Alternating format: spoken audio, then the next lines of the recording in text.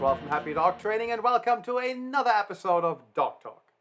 Today we're going to talk about canine enrichment. Canine enrichment is a very broad topic, and the definition is also a very broad one. Canine enrichment is generally defined as modifying a dog's environment to improve its quality of life.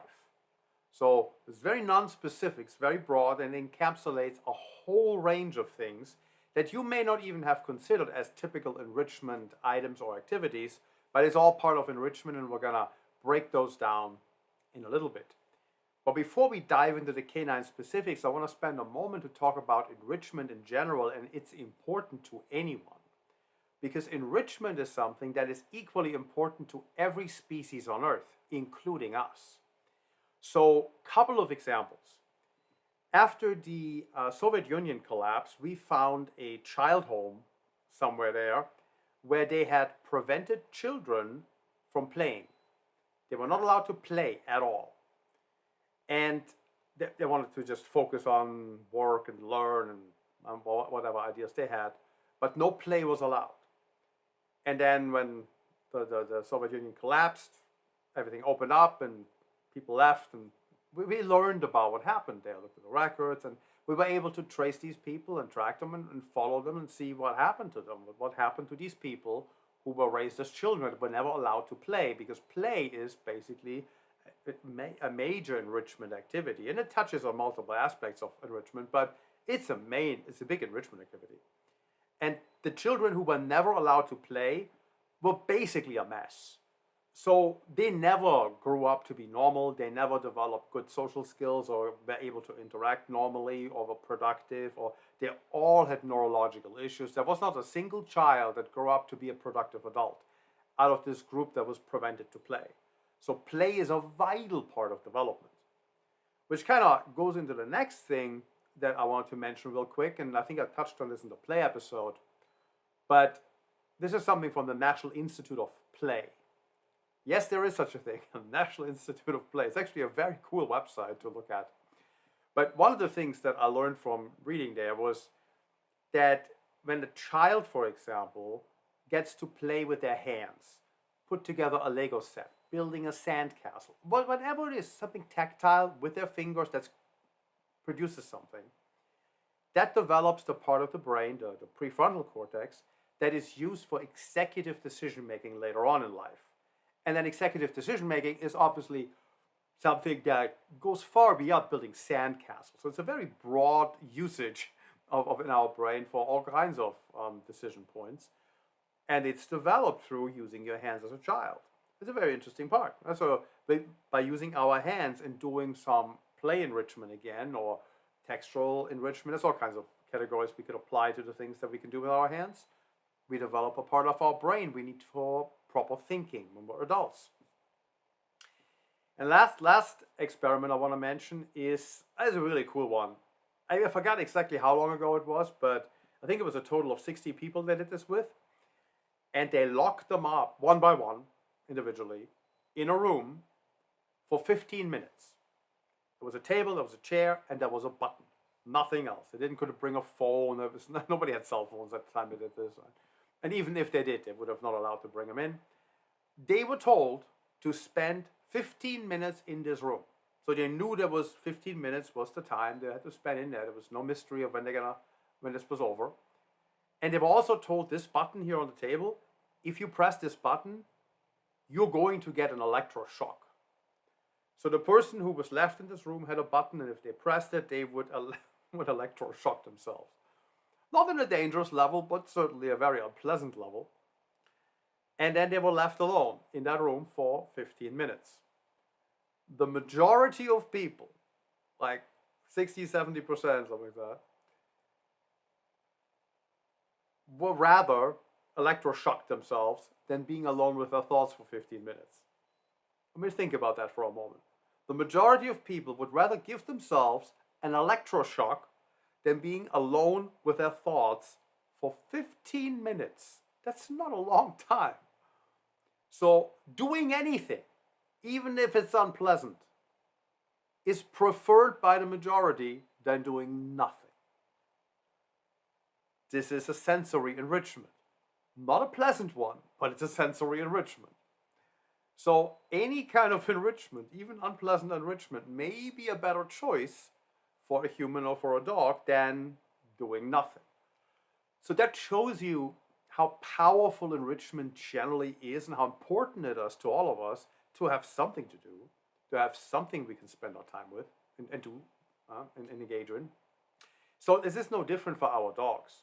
So our dogs tend to be left in the home, or they have to be staying in a kennel because they go to a boarding place, or you go on a vacation, or you have to go to work every day, and your dog is going to have to deal with himself or herself quite a bit.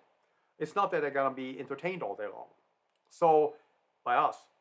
So it is a good idea to provide enrichment to our dogs throughout the day in ways we can to help them enjoy their time more and be mentally healthier and just overall be happier beings. So enrichment touches so many aspects. It's not just about here's a treat dispensing toy, enjoy. Right?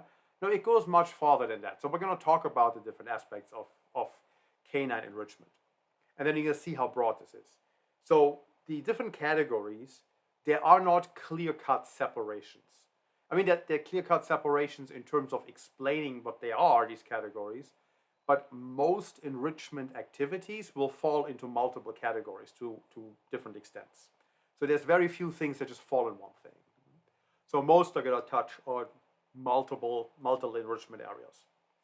So the areas of enrichment we generally distinguish as physical enrichment, there is cognitive enrichment, there's occupational enrichment, social enrichment, sensory enrichment, and nutritional enrichment.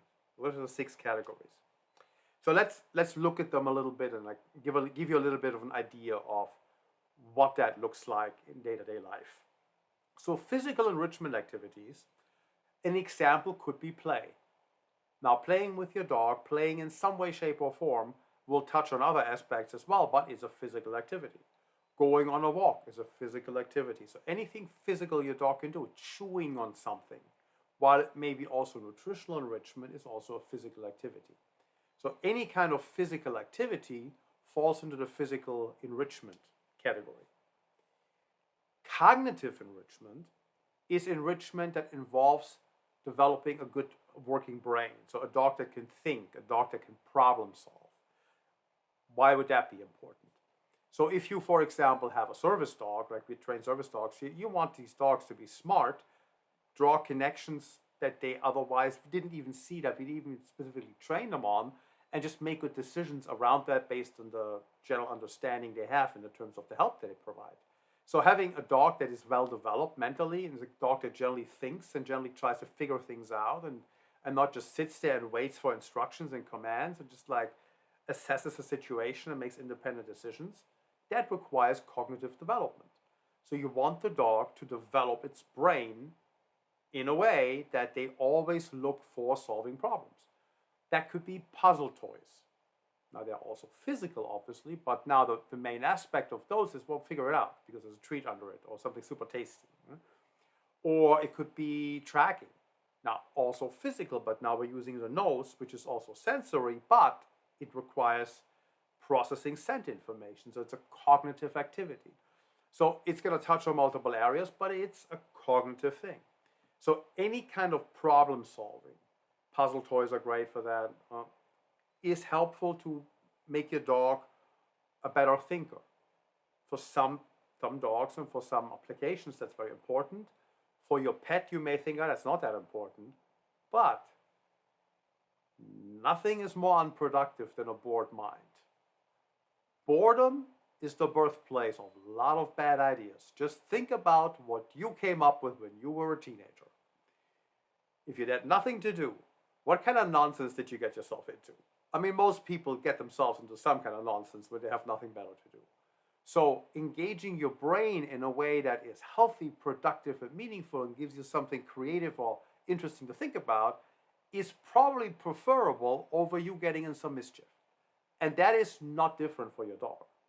So cognitive stimulation is very important. You should not underestimate the importance of that. Now, occupational enrichment, that would be straight up a working dog. So if you have a dog that is a service dog, or he's a working dog, a tracking dog, a cadaver dog, any kind of sport, IGP, Mondeo ring, French ring, GRC, barn hunting, duck diving, whatever, right? Any kind of dog sport there is occupation. Any kind of disability, any kind of assistance animal for people with disabilities, a service dog. It's not just for veterans. Actually, the majority of service dogs go to civilians because it's huge need for service dogs in the population. Any kind of assistance animal, that's an occupation. It's occupational enrichment. The dog has really a meaningful job. Military, police, all of these things, all these applications, cancer detection, COVID detection, one of the newer ones. But all these things are occupations for your dog, and it's like occupational enrichment. Now, sensory enrichment. Sensory enrichment is all our senses. And our senses are obviously vision, seeing, auditory, hearing, kinesthetic, touching, olfactory, smelling, gustatory, tasting.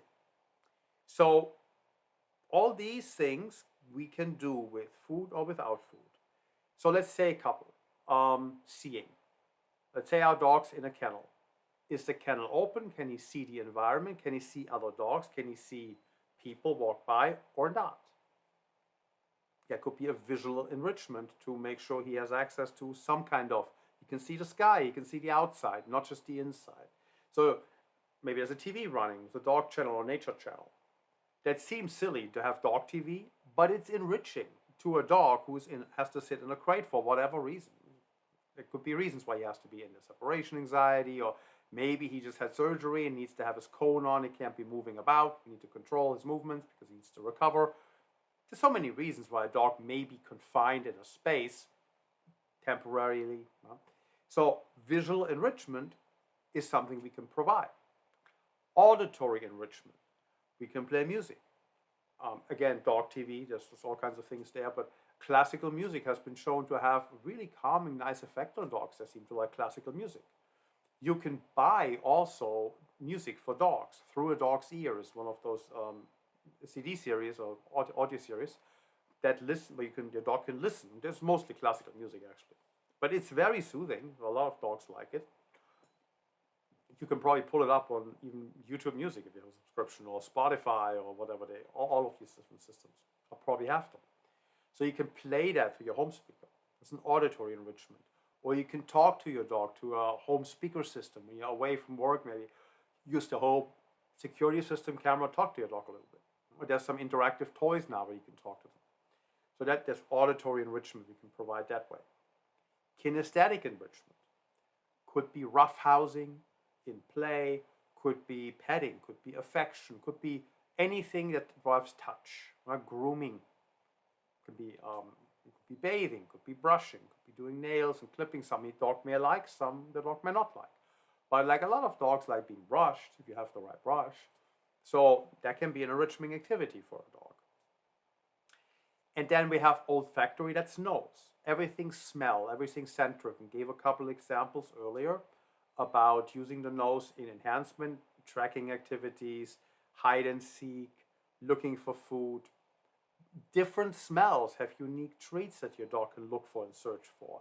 Things they normally don't get. Everybody buys freeze-dried beef liver. Buy freeze-dried beef heart or freeze-dried rabbit or something like that. Different scents. And also that goes then to gustatory with taste. Different types of treats, different types of meats, different types of proteins provide different taste. So you can combine that with a puzzle toy or stick them in a Kong and freeze them, and the dog has to try to get it out. So there's all kinds of ways we can enhance the experience of our dog through all their senses. Social enrichment. Social enrichment is interacting with humans or other animals or other dogs. So in play, do we have a competitive player as a dog, or do we have a cooperative player as a dog? A competitive player wants to play against you. There would be typical dogs who enjoy tug of war quite a bit.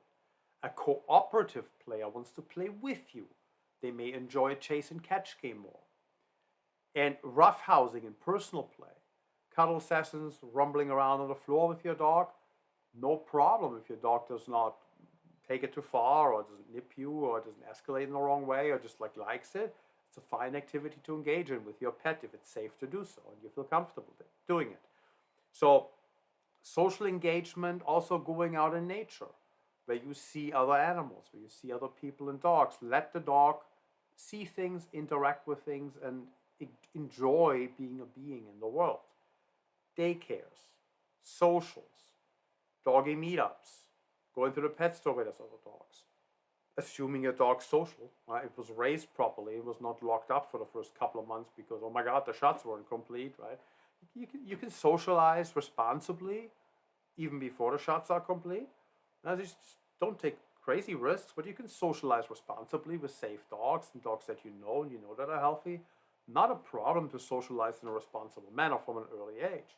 So social enrichment is very important.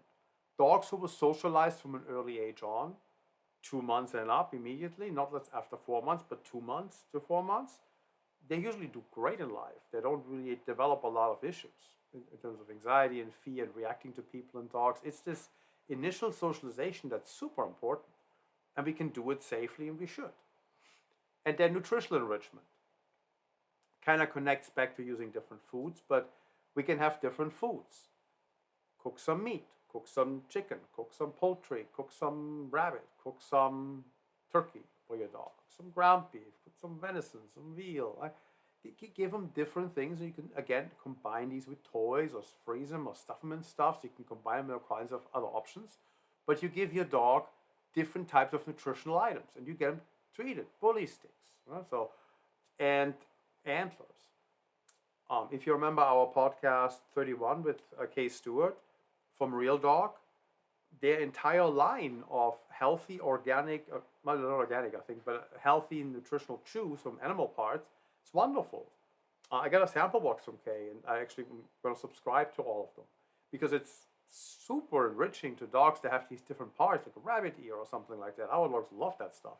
So they get different animal parts to eat, and it's a great snack for them.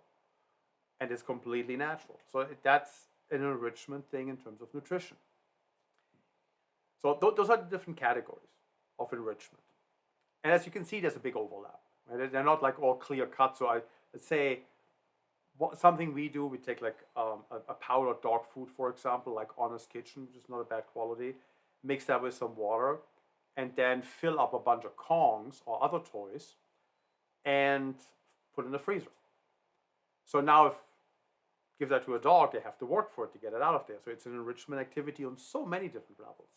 Right? There's an olfactory, there's a gustatory, there is physical, the chewing part, it's play part, there's cognitive, trying to figure out how to do it. Doesn't have a social aspect to it, but also nutritional. So it includes like 5 different aspects of the canine enrichment spectrum just in this one stuffed frozen Kong item. You can freeze all kinds of stuff in Kongs, right? So freezing stuff takes longer to get them out. On our separation anxiety page, there's all kinds of suggestions of puzzle boxes and other things to prepare that you can give your dog when you leave the house to keep them entertained and busy. All of those are enrichment items, another category of those. There is snuffle mats, there is lick mats, there is the Nina Artisan puzzle operation that was bought by Albert Hound, I think, but tons of these puzzles for dogs to figure out. Some puzzles can be modified, so they keep changing on how they work. But there's so many enrichment possibilities that it becomes pretty simple to get a rhythm going with a couple of things, 4 or 5 things that you rotate through, so it doesn't get too boring and mundane. And your dog gets something interesting. Every day there's something else. You can switch it up a little bit and rotate it a little bit. But it's wonderful to do that if your dog has to stay home alone for extended periods of time. Or even just in general, you watch TV or you read a paper, or you have dinner, so give them a bone. Give your dog a bone. So, canine enrichment, very easy to do and very, very important for a happy, healthy dog that doesn't get all kinds of bad ideas.